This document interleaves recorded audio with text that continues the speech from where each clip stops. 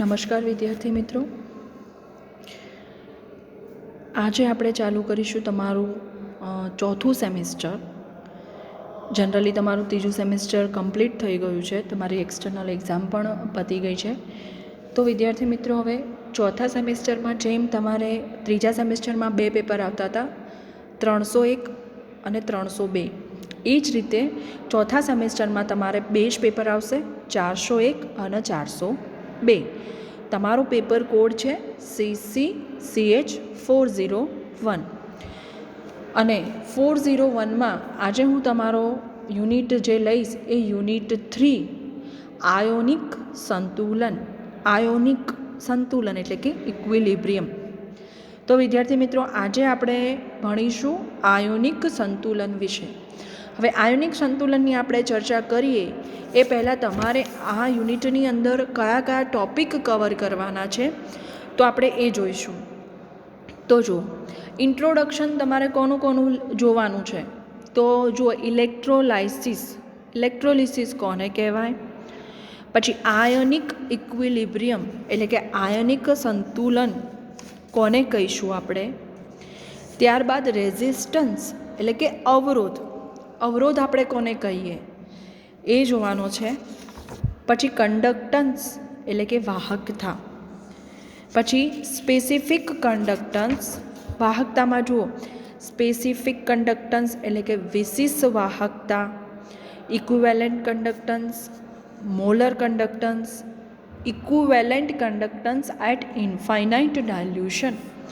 તો આ બધો જે પોર્શન છે ઇન્ટ્રોડક્શનનો, એના તમારે ખાલી પદ સમજાવવાના છે, એટલે કે બેઝિક ડેફિનેશન તમને ખબર હોવી જોઈએ કે ભાઈ ઇક્વિવેલન્ટ કન્ડક્ટન્સ કોને કહીશું, equivalent conductance at infinite dilution એ ઇક્વિવેલન્ટ કન્ડક્ટન્સ કેટલી હોઈ શકે. તો આ જે પોર્શન છે એ તમારો ઇન્ટ્રોડક્શનમાં જશે. ત્યારબાદ તમારી જે થિયરી છે, મેઇન થિયરી, તો કે ભાઈ ટાઈપ્સ ઓફ કન્ડક્ટોમેટ્રિક ટાઇટ્રેશન. તો કન્ડક્ટોમેટ્રિક ટાઇટ્રેશનમાં આપણે શું લઈ શકીએ, કયા કયા પ્રકાર હોઈ શકે. તો આપણે જે કન્ડક્ટોમેટ્રિક ટાઇટ્રેશન જોવાનું છે એમાં આપણે જોઈશું એસિડ બેઝ ટાઇટ્રેશન. તો હવે એસિડ બેઝ ટાઇટ્રેશનમાં આપણે શું જોઈશું, તો પહેલું આપણને એવું કીધું છે કે ભાઈ સ્ટ્રોંગ એસિડ વિરુદ્ધ સ્ટ્રોંગ બેઝ. એટલે જો એસિડ સ્ટ્રોંગ હોય તો એમાં આપણે HCl લઈ શકીએ, અને બેઝ સ્ટ્રોંગ હોય તો એમાં આપણે NaOH લઈ શકીએ. એટલે કે HCl વિરુદ્ધ NaOHનું અનુમાપન. ત્યારબાદ strong acid versus weak base. અહીંયા વિદ્યાર્થીઓ મિત્ર આવશે વીક બેઝ. તો સ્ટ્રોંગ એસિડમાં આપણે HCl લઈશું, જ્યારે વીક બેઝ આપણે કેવો હોય, તો અહીંયા આપણે આ યુનિટમાં વીક બેઝ NH4OH એટલે કે HCl વિરુદ્ધ NH4OHનો આપણે અભ્યાસ કરવાનો છે. ત્યારબાદ છે વીક એસિડ. હવે વીક એસિડ તરીકે આપણે કયો લઈ શકીએ, એસિટિક એસિડ, અને સ્ટ્રોંગ બેઝ તરીકે NaOH એટલે કે એસિટિક એસિડ વિરુદ્ધ NaOHનું અનુમાપન આપણે જોવાનું છે. ત્યારબાદ વીક એસિડ અને વીક બેઝ. તો વીક એસિડ તરીકે આપણે લઈશું એસિટિક એસિડ, અને વીક બેઝ તરીકે આપણે લઈશું NH4OH. ત્યારબાદ આપણે મિશ્રણ લેવાનું છે. તો મિશ્રણમાં આપણે કોનું મિશ્રણ લઈશું, તો આપણને અહીંયા કીધું છે, જુઓ સ્ટ્રોંગ એસિડ અને વીક એસિડ. તો હવે જુઓ સ્ટ્રોંગ એસિડ એટલે કે HCl અને વીક એસિડ એટલે કે એસિટિક એસિડ, અને એ બંનેના મિશ્રણનું આપણે NaOH જોડે ટાઇટ્રેશન જોવાનું છે. તો આ બધું થયું તમારું ટાઇટ્રેશન એટલે કે ટાઈપ્સ ઓફ કન્ડક્ટોમેટ્રિક ટાઇટ્રેશન. તો ઇન્ટ્રોડક્શન, ટાઈપ્સ ઓફ કન્ડક્ટોમેટ્રિક ટાઇટ્રેશન, જેમાં આપણે એસિડ બેઝ ટાઇટ્રેશન જોઈશું. ત્યારબાદ આપણે જોવાનું છે ટ્રાન્સપોર્ટ નંબર. હવે ટ્રાન્સપોર્ટ નંબર એટલે શું, તો કે ભાઈ વહનાંક નંબર. તો વહનાંક નંબરમાં જુઓ તમારે જોવાનું છે ડિટર્મિનેશન ઓફ ટ્રાન્સપોર્ટ નંબર. તો ડિટર્મિનેશન ઓફ ટ્રાન્સપોર્ટ નંબરમાં તમારે 2 મેથડ જોવાની છે, જેમાં પહેલી મેથડ છે હિટોર્ફ મેથડ એટલે કે હિટોર્ફની રીત, અને બીજી જે મેથડ છે એ છે તમારી મૂવિંગ બાઉન્ડ્રી મેથડ, એટલે કે મૂવી બાઉન્ડરિંગ મેથડ એટલે કે વહનાંક નક્કી કરવાની ચલિત સીમાની વિધિ. તો આ બંને મેથડ જે આવશે એ તમારે વહનાંક નંબરમાં ભણવાની આવશે, એટલે કે ટ્રાન્સપોર્ટ નંબરમાં. ત્યારબાદ નવો ટોપિક જે છે એ છે હાઇડ્રોલિસિસ ઓફ સોલ્ટ, એટલે કે હાઇડ્રોલિસિસ ઓફ સોલ્ટની તમારે ચર્ચા કરવાની છે. તો હવે એ સોલ્ટમાં તમારે શેની ચર્ચા કરવાની છે? તો કે ભાઈ સ્ટ્રોંગ એસિડ વિરુદ્ધ સ્ટ્રોંગ બેઝ, એટલે કે HCl વિરુદ્ધ NaOH. પછી સ્ટ્રોંગ એસિડ અને વીક બેઝ, એટલે કે HCl વિરુદ્ધ NH4OH.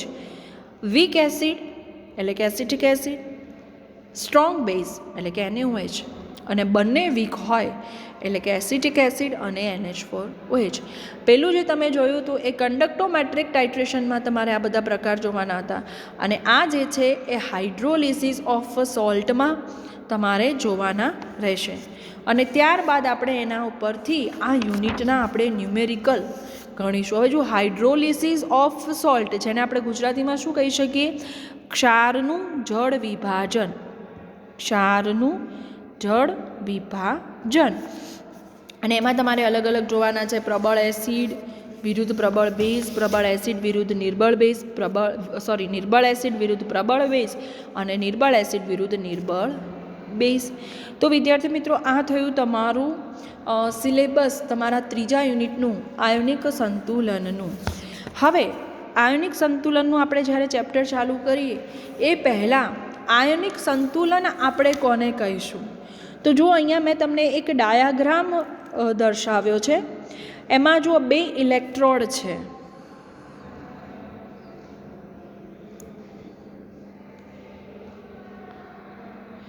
આ રીતનો ડાયાગ્રામ છે, જેમાં 2 ઇલેક્ટ્રોડ છે. એક છે કેથોડ અને બીજો છે એનોડ. બંને ઇલેક્ટ્રોડને કોઈ એક સોલ્યુશનની અંદર ડીપ કરેલા છે. સપોઝ એ સોલ્યુશન હું વિચારું કે મેં એ સોલ્યુશન CuSO4નું લીધું છે, કોપર સલ્ફેટનું. તો હવે જુઓ, દ્રાવણની અંદર શું હશે? CuSO4, એટલે કે આખું જે દ્રાવણ હશે એ કોપર સલ્ફેટનું દ્રાવણ છે, જ્યારે એની અંદર 2 ઇલેક્ટ્રોડ ડૂબાડેલા છે. હવે જુઓ, આ જે CuSO4નું દ્રાવણ હશે એ શું થશે? જ્યારે આપણે ઇલેક્ટ્રિસિટી, હવે જુઓ, ઇલેક્ટ્રોલાઇસિસ એ ટેકનિકને આપણે કઈ ટેકનિક કહી શકીએ? તો કે ભાઈ direct electric current to drive, એટલે કે ડાયરેક્ટ ઇલેક્ટ્રિક કરંટ આપણે આપી શકીએ. બરાબર છે? તો હવે જુઓ, ડાયરેક્ટ ઇલેક્ટ્રિક કરંટ આપણે આપીશું ત્યારે શું થશે? આ જે CuSO4નું જે દ્રાવણ છે એમાંથી Cu અને SO4 બ્રેક થશે, એટલે કે આ Cu બ્રેક થઈ અને આપણને શું આપશે? Cu+2, અને આ SO4 બ્રેક થઈને આપણને SO4-. એટલે કે આ જે છે, આ જે આપણે ઇલેક્ટ્રોલિસિસ સોલ્યુશન કહી શકીએ CuSO4નું, અને એની અંદર જે બ્રેક થઈને આ જે પોઝિટિવ છે આપણને Cu+2ના ઇલેક્ટ્રોલાઇટ છે, અને આ માઇનસ છે SO4- ના ઇલેક્ટ્રોલાઇટ છે. બરાબર છે? હવે જો બંને ઇલેક્ટ્રોડ છે, જેમાંથી આપણે એક ઇલેક્ટ્રોડને કેથોડ કહીશું, બીજા ઇલેક્ટ્રોડને આપણે એનોડ કહીશું. અહીંયાથી આપણે શું એને આપીશું? Direct current. હવે જો વિદ્યાર્થી મિત્રો, જે પોઝિટિવ હશે, મતલબ જે પોઝિટિવ ચાર્જ હશે એ કઈ તરફ ગતિ કરશે? તો કે ભાઈ નેગેટિવ આયનો તરફ, એટલે કે પોઝિટિવ ટુ નેગેટિવ અને નેગેટિવ ટુ પોઝિટિવ. એક પરિસ્થિતિ એવી આવશે કે બંને સંતુલનમાં થઈ જશે, એટલે કે પોઝિટિવ હશે એને એ નેગેટિવ તરફ પ્રસરણ કરશે, અને નેગેટિવના જે આયનો છે એ પોઝિટિવ તરફ પ્રસરણ કરે. હવે જુઓ, જે કેથોડ હશે ઇલેક્ટ્રોડ, એના પર જે આયનો હશે એને આપણે શું કહી શકીએ? કેટાયન. અને જે એનોડ ઉપર ઇલેક્ટ્રોડ છે એને આપણે શું કહી શકીએ? એનાયન. એટલે કે જે પોઝિટિવ જે હશે એ નેગેટિવ તરફ ગતિ કરશે, અને જે નેગેટિવ હશે એ પોઝિટિવ તરફ પોતાના જે આયનો હશે એની તરફ ગતિ કરતા તમને જોવા મળશે. અને અહીંયા જે દર્શાવેલું છે એ આપણો ડાયરેક્ટ કરંટ, એ જે બહારથી આપણે જે ઇલેક્ટ્રિસિટી આપીએ છીએ અને એ જે કરંટ ઉત્પન્ન થાય છે અને આપણે શું કહી શકીએ? Direct current. તો વિદ્યાર્થી મિત્રો, આ થયું તમારું બેઝિક આયોનિક સંતુલન, કે આપણે આયોનિક સંતુલન કોને કહી શકીએ? તો કે ભાઈ બંને આયનોનું સંતુલન થાય એ પરિસ્થિતિને આપણે શું કહી શકીએ? આયનિક સંતુલન. હવે બીજું અહીંયા આપણને શું કીધું છે કે કેથોડ અને એનોડ. તો કેથોડ અને એનોડની આપણે ચર્ચા જોઈ, અને કેથોડ ઉપરના જે આયનો હશે એને આપણે કેટાયન કહીશું, અને એનોડ ઉપરના જે આયનો હશે એને આપણે એનાયન કહીશું. એનાયન હવે આપણે કોને કહીશું? તો કે ભાઈ જે નેગેટિવ એનાયન એટલે કે નેગેટિવ, અને કેટાયન એટલે કે પોઝિટિવ. તો આ થયું તમારું આયનિક સંતુલનની બેઝિક ડાયાગ્રામ. હવે આપણે આગળ જોઈએ. જો ઈસવીસન 1800માં વોલ્ટાએ, હવે જો ઈસવીસન 1800માં, અહીંયા 18,000 નથી, 1800માં વોલ્ટાએ વોલ્ટાની પાઇલ તરીકે ઓળખાતો વિદ્યુત કોષ શોધ્યો. જો આગળ જે આપણે ચર્ચા કરી એ કોઈ એક વિદ્યુત કોષની જ ચર્ચા કરી હતી, જેમાં આપણે આયનિક સંતુલન વિશેની ચર્ચા કરી. તો અહીંયા તમને એવું કીધું છે કે 1800માં વોલ્ટાએ વોલ્ટાની પાઇલ તરીકે ઓળખાતો વિદ્યુત કોષ શોધ્યો. તે જ વર્ષના મે મહિનામાં, તો પહેલો વિદ્યુત કોષ કોને શોધ્યો? તો કે ભાઈ વોલ્ટાએ. હવે તે જ વર્ષના મે મહિનામાં નિકલ્સ અને બીજો વૈજ્ઞાનિકનું નામ છે કાલાઇલે અને નિકલ્સે વિદ્યુત પ્રવાહ વાપરીને પાણીનું વિદ્યુત વિભાજન કર્યું. હવે જો વિદ્યુત પ્રવાહ એટલે કે કરંટ વાપરીને શેનું વિભાજન કર્યું? પાણીનું વિભાજન કર્યું. એટલે કે એક ધ્રુવ ઉપર ઓક્સિજન એટલે કે OH- અને બીજા ધ્રુવ પર H+. એટલે કે એક ધ્રુવ પર ઓક્સિજન તથા બીજા ધ્રુવ પર હાઇડ્રોજન મેળવ્યું. 1806 અને 1807માં બીજો કોઈ વૈજ્ઞાનિક આવ્યો જેનું નામ હતું હમ્ફ્રી ડેવીએ સોડિયમ અને પોટેશિયમ હાઇડ્રોક્સાઇડ એટલે કે NaOH અને KOH એટલે કે NaOH અને KOH માંથી વિદ્યુત વિભાજન દ્વારા, એટલે કે આનું વિદ્યુત વિભાજન થશે, અહીંયા Na+ છૂટો પડશે, અહીંયા OH અને અહીંયા K+ અને અહીંયા OH. એટલે કે NaOH અને KOHના વિદ્યુત વિભાજન દ્વારા જે ધાતુ છૂટી પડી એ પછી 1834માં ફેરાડે વૈજ્ઞાનિકનું નામ છે, જુદા જુદા દ્રાવણમાં વિદ્યુત પ્રવાહ પસાર કરી અને વિદ્યુત વિભાજનોના નિયમો તારવ્યા. હવે વિદ્યુતની અસર હેઠળ દ્રાવણમાં રહેલા જે પદાર્થો વિભાજન પામતા હતા તેમને આપણે શું કહી શકીએ? વિદ્યુત વિભાજ્ય તરીકે ઓળખી શકીએ. હવે તમને એવું પૂછે કે ભાઈ વિદ્યુત વિભાજ્ય આપણે કોને કહી શકાય? તો કે ભાઈ વિદ્યુતની અસર હેઠળ દ્રાવણમાં રહેલા જે પદાર્થો વિભાજન પામી શકતા હોય એવા પદાર્થોને આપણે શું કહી શકીએ? વિદ્યુત વિભાજ્ય દ્રાવણ તરીકે ઓળખી શકીએ, અથવા તો વિદ્યુત વિભાજ્ય તરીકે ઓળખવામાં આવે છે. તો આ થઈ તમારી વિદ્યુત કોષની ચર્ચા, કે સૌપ્રથમ વોલ્ટાએ વિદ્યુત કોષનું નિર્માણ કર્યો, ત્યારબાદ નિકલ્સ અને કાર્લાઈએ પાણીનું વિદ્યુત વિભાજન એટલે કે H2O એમાંથી H+ છૂટો પડશે અને OH-, ત્યારબાદ પ્રથમ વૈજ્ઞાનિક વોલ્ટા, બીજો વૈજ્ઞાનિક નિકલ્સ અને કાર્લાઇન, જ્યારે ત્રીજો વૈજ્ઞાનિક જે છે એ હમ્ફ્રી ડેવી કે જેને NaOH અને KOHનું વિદ્યુત વિભાજન કર્યું. ત્યારબાદ 1834માં ફેરાડેએ જુદા જુદા દ્રાવણમાં વિદ્યુત પ્રવાહ પસાર કરીને વિદ્યુત વિભાજનના નિયમો તારવ્યા અને જેને વિદ્યુત વિભાજ્ય તરીકે પણ ઓળખવામાં આવે છે. હવે આગળ ચર્ચા કરીએ તો છે જે આયોનિક સંતુલન. તો હવે જો આયનિક સંતુલન કોને કહીશું?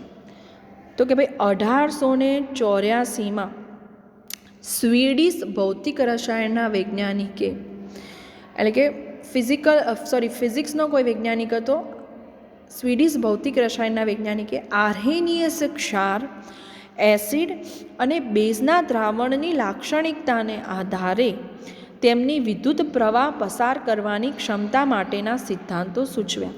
તો કે ભાઈ જે સ્વીડિશ નામનો જે વૈજ્ઞાનિક હતો એને ક્ષાર, એસિડ અને બેઝના દ્રાવણની લાક્ષણિકતાને આધારે વિદ્યુત પ્રવાહ પસાર કરવાની ક્ષમતા માટેનો સિદ્ધાંત સૂચવ્યો. તો હવે કયા કયા હતા? તો જો એમાં ટોટલ તમને 5 સિદ્ધાંત આપેલા છે, જેમાં પહેલો સિદ્ધાંત એવું કહે છે કે જ્યારે એસિડ, બેઝ અને ક્ષારને પાણીમાં ઓગાળવામાં આવે છે ત્યારે તેઓ 2 વીજભારિત કણોમાં વિભાજન પામે છે. જનરલી જો એસિડ, બેઝ અને ક્ષારને તમે જ્યારે પાણીમાં ઓગાળો ત્યારે 2 વીજભારિત કણો, આપણે જોયું કે એક ધન આયન હશે અને બીજો ઋણ આયન હશે. જે ધન ભારિત હશે એને આપણે ધન આયન કહીશું, અને જે ઋણ ભારિત છે એને આપણે શું કહીશું? ઋણ આયન. એટલે કે જ્યારે એસિડ, બેઝ અને ક્ષારને પાણીમાં ઓગાળવામાં આવે ત્યારે તેઓ બે વીજભારિત કણોમાં વિભાજન પામે છે. એટલે કે ધન વીજભારિત આયનને આપણે શું કહીશું? ધન આયન. અને ઋણ વીજભારિતને આપણે શું કહીશું? ઋણ આયન. તો આ થયો તો પહેલો સિદ્ધાંત. બીજા સિદ્ધાંતમાં એવું કહે છે કે આ વીજભારિત આયનો ફરી પાછા જોડાઈને, હવે સપોઝ વીજભારિત થયા આયનો એટલે કે ધન આયન અને ઋણ આયન, તો કે ભાઈ આ જે ધન આયન અને ઋણ આયન જે છે એ ફરી બીજા આયનો સાથે જોડાઈ અને શું બનાવશે? બિન આયોનિક અણુ. એટલે કે આયનિક અને બિન આયનિક અણુ વચ્ચે સંતુલન સ્થપાય, જેને આપણે કહેવું તો શું કહી શકાય? આયોનિક સંતુલન. એટલે કે આયોનિક સંતુલનને આપણે દર્શાવવું હોય તો એને આપણે શું કહી શકીએ? કે બિન આયનિક અને આયનિક અણુઓ વચ્ચે જે સંતુલન સ્થપાય એને આપણે આયનિક સંતુલન તરીકે ઓળખી શકીએ. હવે એમાં તમને જો આગળ આ સિદ્ધાંત સમજાવવા માટે તમને એક રિએક્શન આપી દીધી છે કે Ma. તો હવે જ્યારે Ma વીજભારિત થાય તો તમને શું મળે? એક પોઝિટિવ અને એક નેગેટિવ, એટલે કે M+ અને A માઇનસ. M+ હશે એ ધન આયન હશે અને A- હશે ઋણ આયન. હવે મારે આ પ્રક્રિયા માટે જો સંતુલન અચળાંક દર્શાવવો હોય તો હું કઈ રીતે લખી શકું? K બરાબર નિપજોની સાંદ્રતા ભાગ્યા પ્રક્રિયકોની. તો નિપજો તરીકે આપણને M+ અને A- છે, જ્યારે પ્રક્રિયક તરીકે આપણને Ma છે. એટલે કે M+ × A- ભાગ્યા M × A. તો આ થયા તમારા બે સિદ્ધાંત. હવે ત્રીજો સિદ્ધાંત તમને એવું કહે છે કે ધન આયનોનો વીજભાર ઋણ આયનના વીજભાર જેટલો જ પરંતુ વિરુદ્ધ પ્રકારનો હોય છે, જેથી દ્રાવણ વીજભાર વગરનું બને છે. હવે સપોઝ અહીંયા એવું કીધું કે તમારો જે ધન આયનનો વીજભાર છે એટલો અને એટલો, એટલે કે જેટલો પોઝિટિવ ચાર્જ હશે એટલો ને એટલો નેગેટિવ ચાર્જ, એટલે કે ઋણ આયનના વીજભાર જેટલો થશે, પરંતુ બંનેના ચાર્જ કેવા હશે? અલગ હશે. એક પોઝિટિવ અને એક નેગેટિવ. હવે તમને શું કીધું છે કે જ્યારે આ દ્રાવણમાં વિદ્યુત પ્રવાહ પસાર કરવામાં આવે, હવે જ્યારે આપણે જોયું કે વિદ્યુત પ્રવાહ એટલે કે કરંટ, ડાયરેક્ટ ઇલેક્ટ્રિસિટી દ્વારા જ્યારે તમને ડાયરેક્ટ કરંટ પસાર કરવામાં આવશે એટલે શું થશે? કે જે ધન આયન હશે એ કેથોડ તરફ અને જે ઋણ આયન હશે એ એનોડ તરફ ગતિ કરશે. એટલે કે જ્યારે તમે વિદ્યુત પ્રવાહ પસાર કરો એટલે ધન આયન કેથોડ તરફ ગતિ કરશે અને ઋણ આયન એનોડ તરફ ગતિ કરશે. વિદ્યુત વિભાજનની લાક્ષણિકતાઓ એ આયનની લાક્ષણિકતાઓ બનશે. એટલે કે તમારી જે વિદ્યુત વિભાજનની જે લાક્ષણિકતાઓ છે એ તમારી આયનોની લાક્ષણિકતાઓ બને છે. તો આ થયા તમારા ટોટલ 5 સિદ્ધાંત, જેમાં પહેલો સિદ્ધાંત આપણને એવું કહેતો હતો કે જ્યારે પણ એસિડ, બેઝ અને ક્ષારને પાણીમાં ઓગળવામાં આવે ત્યારે એમાંથી કોઈ પણ બે કણોનું વિભાજન થાય છે. એમાં જે ધન ભારિત કણ હશે એ ધનાયન તરીકે ઓળખાશે અને જે ઋણ ભારિત કણ છે એ ઋણાયન તરીકે ઓળખાશે. આ તો આપણો પહેલો સિદ્ધાંત. બીજો સિદ્ધાંત તમને એવું કહે છે કે આ વીજભારિત આયનો, એટલે કે જે વીજભારિત કોઈ પોઝિટિવ અને નેગેટિવ આયન બીજા કોઈ પણ અણુ સાથે જોડાઈ અને બિન આયોનિક અણુ બનાવે છે. એટલે કે આપણે આયોનિક સંતુલન કહેવું તો કોને કહી શકીએ? આયોનિક અને બિન આયોનિક અણુઓ વચ્ચે જે સંતુલન છપાય છે એને આપણે આયનિક સંતુલન તરીકે ઓળખી શકીએ. હવે અહીંયા તમને ત્રીજા સિદ્ધાંતમાં એવું કીધું છે કે બંનેનો ચાર્જ, એટલે કે ધન આયનોનો વીજભાર ઋણ આયનના વીજભાર જેટલો જ, એટલે કે જેટલો પોઝિટિવ ચાર્જ હશે એટલો જ નેગેટિવ ચાર્જ હશે, પણ બંનેની સિમ્બોલ જુદા જુદા હશે. એટલે જુઓ, જેથી દ્રાવણ વીજભાર વગરનું બનશે. એટલે કે જેટલો પોઝિટિવ હશે એટલો જ નેગેટિવ હશે, એટલે તમારું દ્રાવણ કેવું થઈ જશે? તટસ્થ, એટલે કે વીજભાર વગરનું. ચોથું તમને એવું કહે છે કે જ્યારે આ દ્રાવણમાં વિદ્યુત પ્રવાહ પસાર કરવામાં આવે એટલે કે જે ધન આયનો છે એને આપણે શું શેના તરીકે ઓળખીશું? કેથોડ. અને જે ઋણ આયન છે એને આપણે એનોડ તરીકે ઓળખીશું. એટલે કે જે ધન આયન હશે એ કેથોડ ધ્રુવ તરફ ગતિ કરશે, જે ઋણ આયન હશે એનોડ તરફ ગતિ કરશે. અને છેલ્લું તમને એવું કીધું છે કે જે વિદ્યુત વિભાજનની લાક્ષણિકતાઓ છે એ આયનોની લાક્ષણિકતા તરીકે આપણે ઓળખી શકીએ. તો વિદ્યાર્થી મિત્રો, આજે આપણે આ લેક્ચરમાં આયનિક સંતુલનમાં કયા એનું જોયું આપણે સિલેબસ, કે કયા કયા થિયરી આપણે અંદર કવર કરવાની છે. ત્યારબાદ આપણે આયનિક સંતુલનના સિદ્ધાંતો કે જે સ્વીડિશ ભૌતિક રસાયણના વૈજ્ઞાનિકે આપ્યા એ 5 સિદ્ધાંતો છે. હવે નેક્સ્ટ લેક્ચરમાં આપણે આના આગળની થિયરી જોઈશું. Thank you.